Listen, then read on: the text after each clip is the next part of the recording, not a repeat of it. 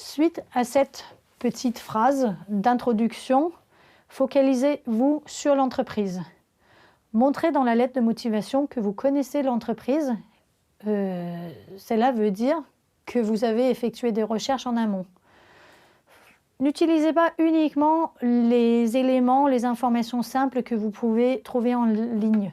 Si vous avez possibilité de parler avec des gens qui travaillent au sein de ces entreprises-là, ou si vous avez possibilité de rechercher des informations qui vont un peu au-delà de ce qu'on trouve sur Internet, ça va vous permettre de montrer votre intérêt de manière plus poussée que si vous indiquez simplement « votre entreprise est un leader international dans tel et tel domaine ».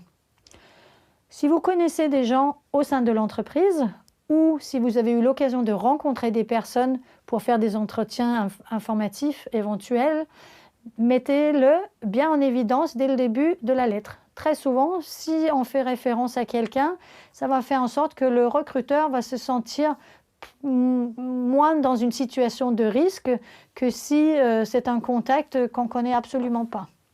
Donc, dans cette partie, vous pouvez parler par exemple de projets spécifiques sur lesquels l'entreprise travaille. Vous pouvez parler des développements futurs que vous avez remarqué que l'entreprise va conduire.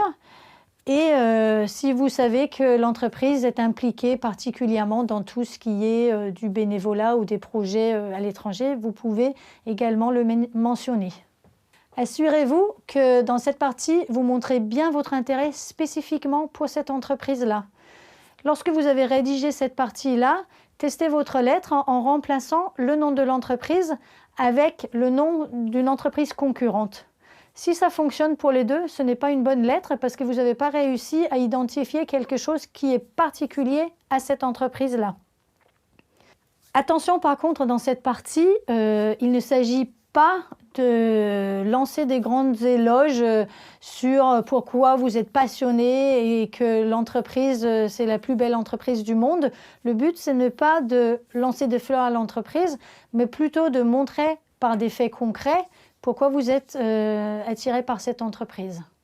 Quelques exemples qui illustrent bien comment on peut montrer à une entreprise qu'on est vraiment intéressé et qu'on a fait sa recherche avant de rédiger sa lettre.